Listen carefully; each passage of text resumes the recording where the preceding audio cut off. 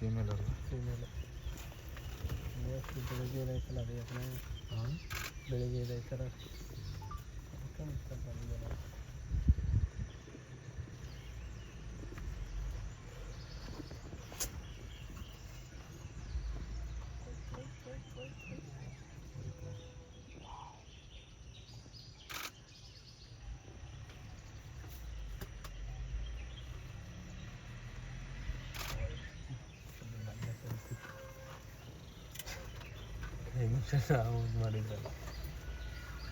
This is luck.